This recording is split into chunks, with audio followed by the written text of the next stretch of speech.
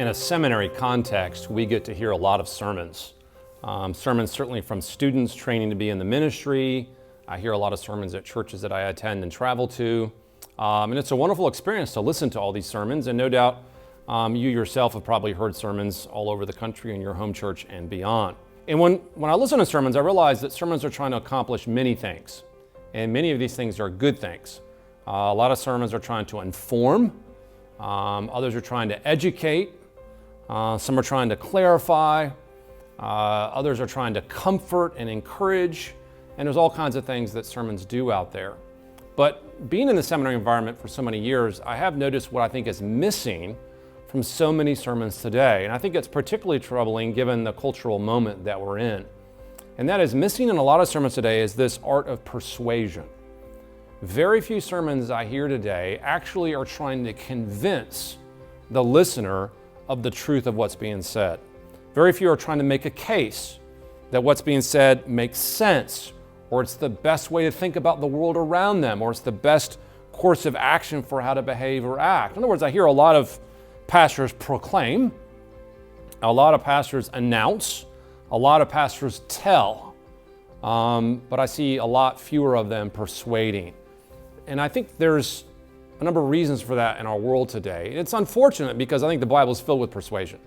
Jesus teaches with persuasion, Paul does it, even God himself, when you see him talking to his people throughout the Bible, is often trying to persuade them that his path is the best and right path. I think part of the reason we've lost that in the church today is I think many pastors probably wrongly and mistakenly assume that the bulk of their congregation that shows up on Sunday morning is with them and agrees with them on what they're teaching.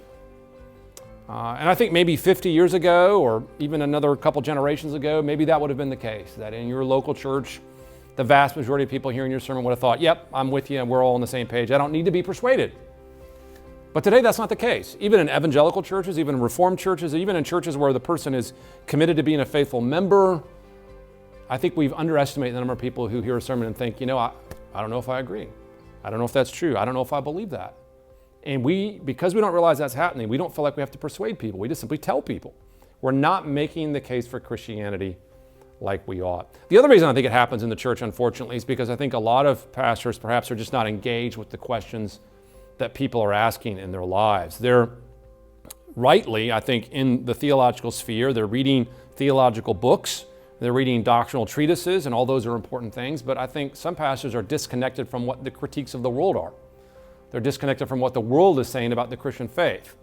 And they don't know what their people are hearing about what the world thinks about their Christian faith. And because you're sort of in an isolated bubble, you think, well, everybody's with me. I don't really hear any other arguments, and I assume that I can just say it and everyone's going to follow. Well, if you're in a context where you realize what's going on out there and you're more up to speed on the critiques that are happening, perhaps that pastor will be more apt to address those critiques in a sermon.